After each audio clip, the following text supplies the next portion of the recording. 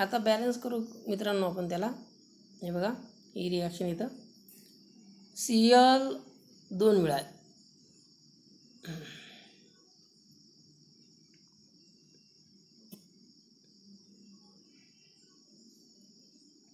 Cl 2 वेळा बघा. इथे Cl किती वेळा आहे 3 वेळा. मग ते बॅलन्स करून घ्या. याला 2 ने मल्टिप्लाय करा 2 त्रिक 6, याला 3 ने मल्टिप्लाय करून घ्या 3 2 6 Cl2. आता 2 Fe आहे म्हणून याला 2 ने मल्टिप्लाय करून घ्या. आता संपूर्ण रिॲक्शन काय झाली बॅलन्स झाली. बॅलन्स तर या पद्धतीने तुम्ही रिॲक्शन काय करू शकता बॅलन्स. आलं लक्षामध्ये. ठीक आहे. आता पुढचा पॉईंट पाहू आपण. पुढचा प्रॉब्लेम पाहू.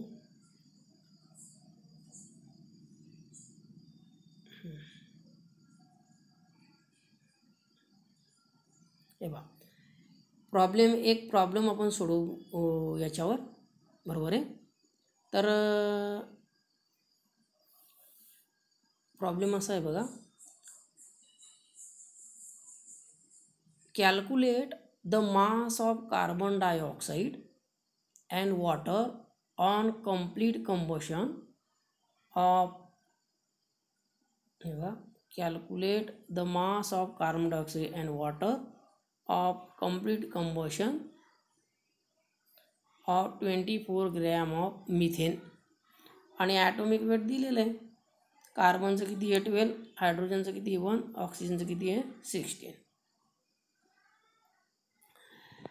आता आपल्याला काढायचं आहे मास ऑफ कार्बन डायऑक्साईड म्हणजे वेट आणि वॉटरचं. बरोबर आहे. आणि कंबशन ऑफ मिथेन असं म्हटलेलं आहे. तर मित्रांनो इथे आपल्याला पहिल्यांदा रिॲक्शन घेऊन आली. The balanced chemical equation is. Combustion म्हणजे काय मिथेन जर बर्न केला ऑक्सिजन बरोबर, कंबशन म्हणजे ऑक्सिजन बरोबर बर्न केलं तर प्रॉडक्ट काय मिळतो CO2 प्लस H2O.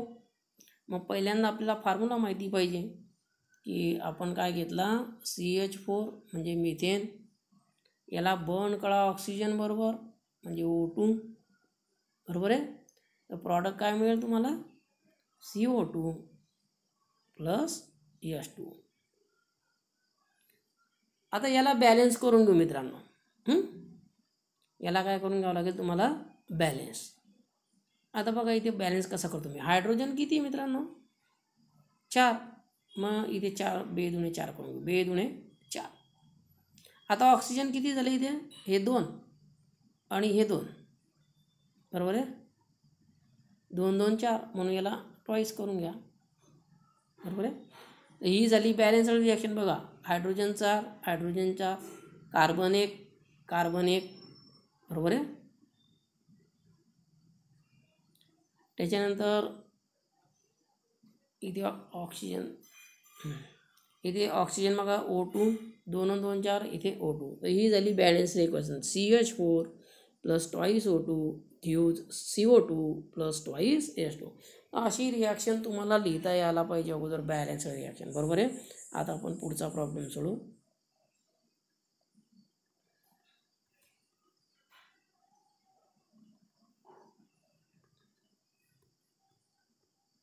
आता या रिॲक्शनमध्ये काय माहिती मिळते बघा. 1 मोल CH4 जर घेतला मिथेन तर याच्यात CO2 किती मिळतो आहे 1 मोल आणि वॉटर किती मिळतं आहे 2 मोल. तर हे रिलेशन महत्त्वाचं मिळतं. CH4ला काही कोइफिशियंट नाही म्हणजे 1 मोल आहे, ऑक्सिजनला 2 आहे, CO2ला काही नाही म्हणजे इथे किती असेल 1 आणि इथे किती आहे 2. बरोबर आहे. या पद्धतीने आता आपण पहिल्यांदा वेट फाइंड करू. Weight of the CO2 from the रिॲक्शनवरनं. आता बघा 1 मोल ऑफ CH4 जर घेतला गिव्ज 1 मोल ऑफ CO2. ती लिहून टाका 1 मोल ऑफ CO2. बरोबर आहे. आता त्याचं वजन घ्या. 1 मोल ऑफ CH4 म्हणजे त्याचं वजन आलं 16. कसं कार्बनचं आहे 12 आणि एका हायड्रोजनचं 4 हायड्रोजनचे किती झाले 4 म्हणजे 16. आता याचं बघा याचं किती येईल 1 मोल ऑफ CO2चं 44. एका कार्बनचं किती आहे 12 आणि ऑक्सिजन 2 आहे म्हणजे 16 2 किती झाले 32. 32 आणि 12 44 असं तुम्ही डायरेक्ट बी घेऊ शकता. तुम्हाला जर समजलं तर डायरेक्ट त्याचं वेट तुम्ही घेऊ शकता. आला लक्षात. मग 16 gram 16 gram of methane is equal to 44 gram of CO2. So therefore 24 ग्रॅमला विचारलेलं आपल्याला 20 gram of CH4 how many weight of CO2. तिरकस गुणाकार करून घ्यायचा. याने याला गुणून घ्यायचं म्हणजे 44 मल्टिप्लाय बाय 24. त्याच्यानंतर याने याला गुणून घ्यायचं. So weight of CO2 multiply by 16. सोडवा ते answer. So 44 multiply by 24 divided by 16. जे उत्तर येईल ते खाली लिहून टाकायचं. आता बघा इथे जर तुम्ही भाग दिला मित्रांनो 8 आता तर 8 दुने 16 होतात.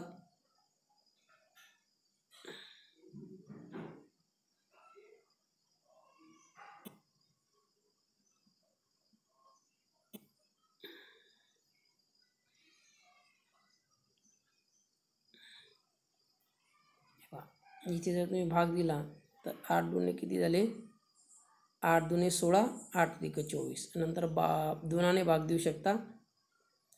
बे एक बे बे दुने 4 बे दुने 4 22 गुणिला 3 आणि 22 त्रिक किती झाले 66. तर या पद्धतीने तुम्ही त्याचं उत्तर काय आहे मिळवू शकता.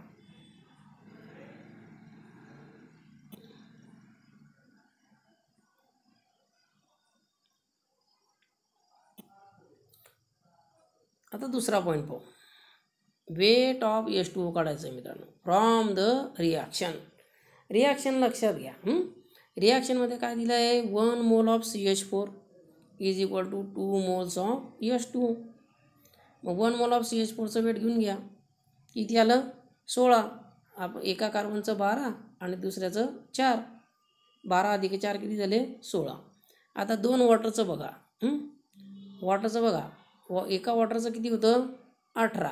मग 2 वॉटरचं किती झालं 18 गुणिले 2 म्हणजे 36. मग टाकून द्या म्हणजे 16 gram of CH4 is equal to 36 gram of water. पण आपल्याला किती ग्रॅमला पाहिजे 24 gram of methane is equal to how many weight of water. तिरकस गुणाकार करून घ्यायचा. याने याला गुणून घ्यायचं. Weight of water multiply by 16. याने याला गुणून घ्यायचं तिरकस गुणाकार करून 36 मल्टिप्लाय बाय 24 ते इथे लिहून टाकायचं. आणि नंतर 16चं पक्षांतर करायचं खाली देईल. आता 8ने भाग जातो. 8 दुने 16 8 त्रिक 24 खोडून टाका ते. पुढे गेलं तर बे एक बे आणि 36ला भाग जातो 18ने 18 गुणिले 3 54. So in this way we can solve the problem. अशा पद्धतीने तुम्ही प्रॉब्लेम काय सॉल्व करू शकतात. आलं मग लक्षामध्ये तुमच्या. How can solve the problem on stoichiometry reaction. तर या पद्धतीने तुम्ही मासचे प्रॉब्लेम सॉल्व करू शकतात. याच्यात मास व्हॉल्यूम पण प्रॉब्लेम आहेत मास व्हॉल्यूमचे. तर मास व्हॉल्यूमची पण प्रॉब्लेम आपण पाहू.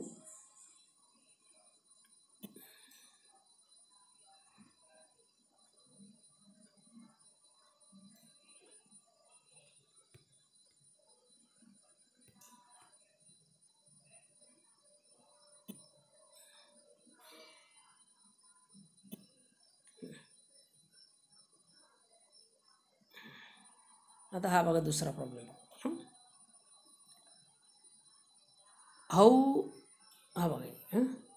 How many calcium carbonate will be produced by decomposition of 5 gram of calcium carbonate.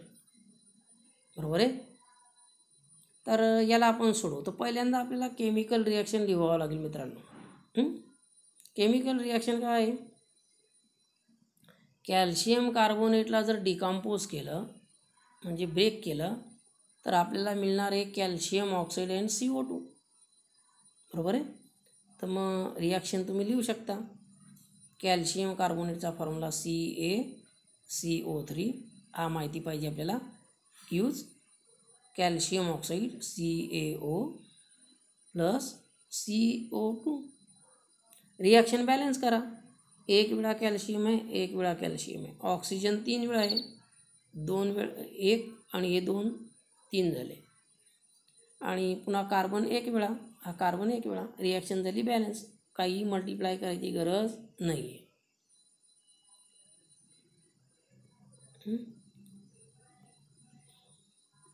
आता रिॲक्शनमध्ये बघा मित्रांनो, 1 मोल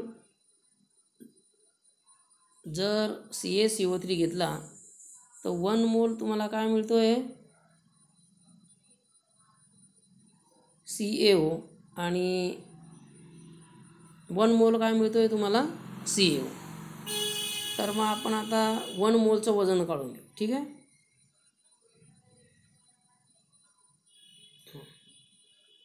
या 1 मोलचं जर तुम्ही वजन काढलं तर ते वजन येतं मित्रांनो 100.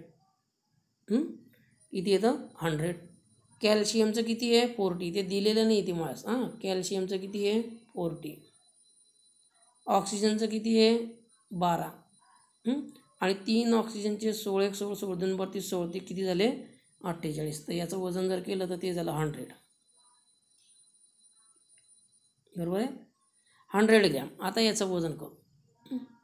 कॅल्शियमचं किती होतं 40 आणि ऑक्सिजनचं किती आहे 16.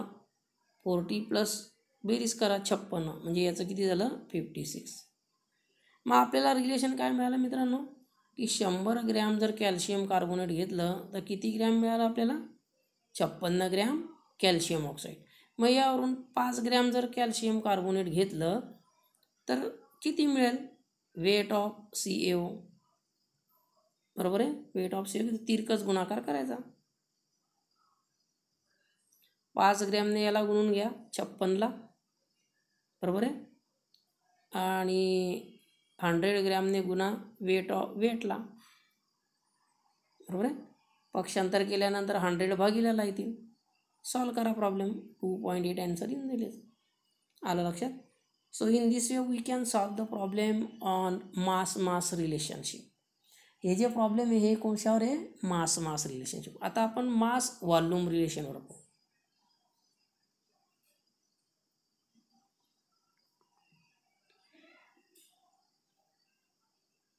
रिलेशन बघा हे दिलेलं.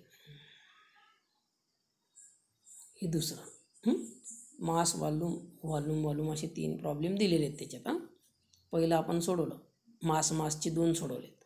बरोबर आहे. आता आपण मास व्हॉल्यूमचं सोडवू. तर मास व्हॉल्यूमचं बघा हे दिलेलं आहे. ते मी प्रॉब्लेम वाचतो तुम्ही लक्षामध्ये घ्या.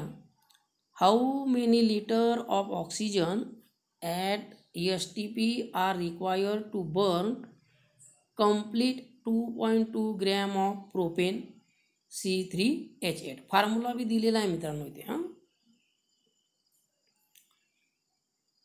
तर विचारलेलं आहे how many litre of oxygen. बरोबर आहे. किती लिटर ऑक्सिजन तुम्हाला मिळेल. STPचा अर्थ काय होतो मित्रांनो स्टँडर्ड टेम्परेचर प्रेशर. आता ती गोष्ट वेगळी की आपल्याला स्टँडर्ड टेम्परेचर प्रेशर इथे काय आहे यूज करायचं नाही आहे.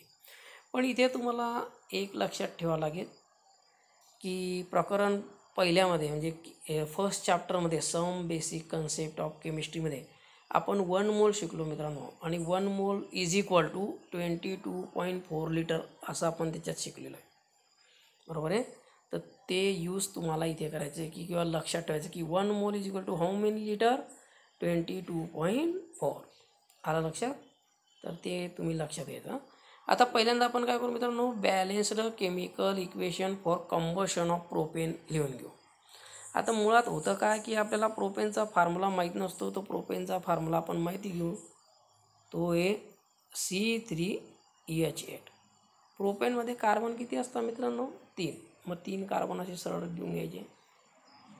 कार्बनची व्हॅलेन्सी किती आहे 4. मग हायड्रोजन जोडून द्यायचा असं. इथे हायड्रोजन जोडा, इथे हायड्रोजन जोडा.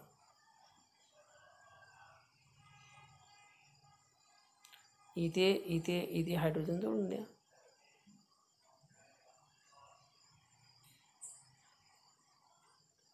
आणि हायड्रोजन मोजून घ्या 1 2 3 4 5 6 7 8. तर असा फॉर्म्युला डायरेक्ट बी तयार होतो त्याचा.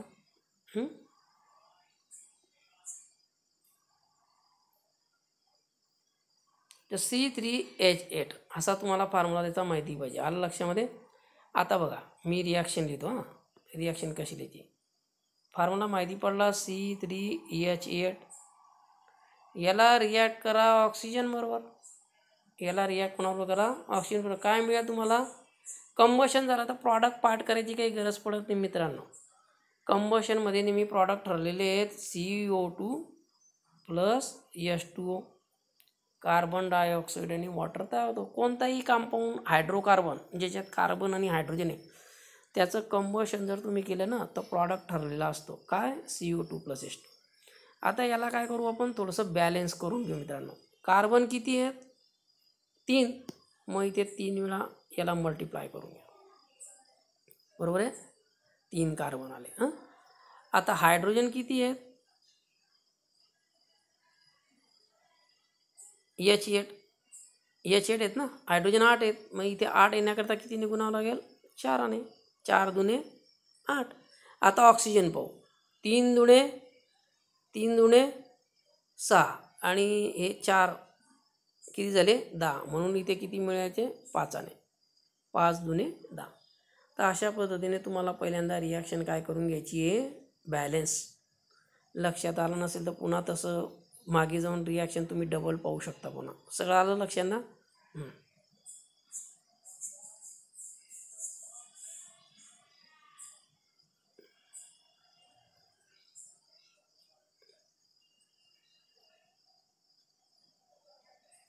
आता मित्रांनो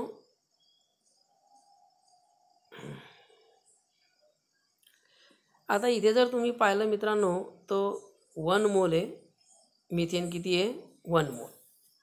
आणि ऑक्सिजन किती आहे ऑक्सिजन आहे 5 मोल. बरोबर आहे 5 मोल. मग 5 मोल म्हणजे 5 मल्टिप्लाइड बाय 22.4. कारण आपल्याजवळ रिलेशन काय आहे 1 मोल इज इक्वल टू 22.4. मग 5 मोलचं किती झालं 5 × 22.4. आणि म्हणजे त्याचं उत्तर आपल्याला लगेच तिथे खाली मिळालं 112 लिटर. किती मिळालं 112 लिटर. आता हा 1 मोल पाहू मित्रांनो. 1 मोल म्हणजे किती त्याचं वेट काढून घ्या.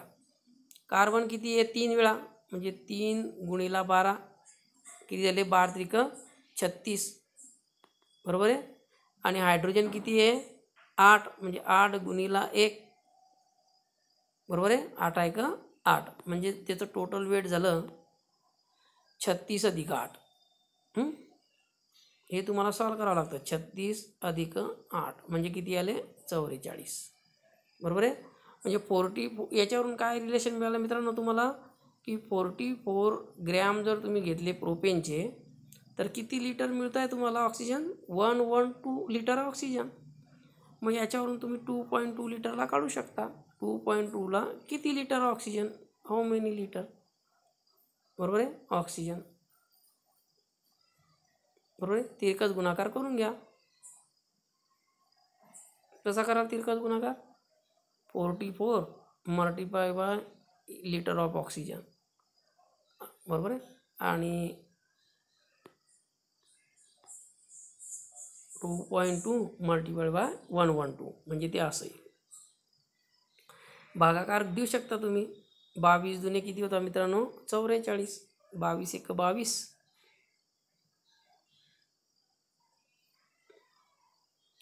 इथे तुम्ही ह्या स्टेप नंतर असं सोडू शकता बघा 112 भागिले 44 गुणिले 22 गुणिले 10चा वजा पहिला घात. 22 × 1 = 22.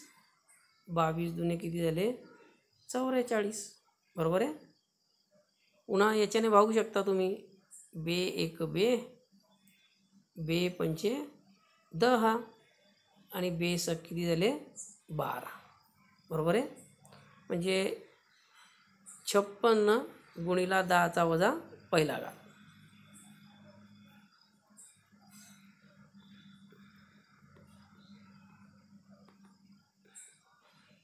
म्हणजे तुम्हाला मिळालं असतं आन्सर 56 गुणिला 10चा वजा पहिला घात. मग याच्यावरून तुम्ही उत्तर शोधू शकता.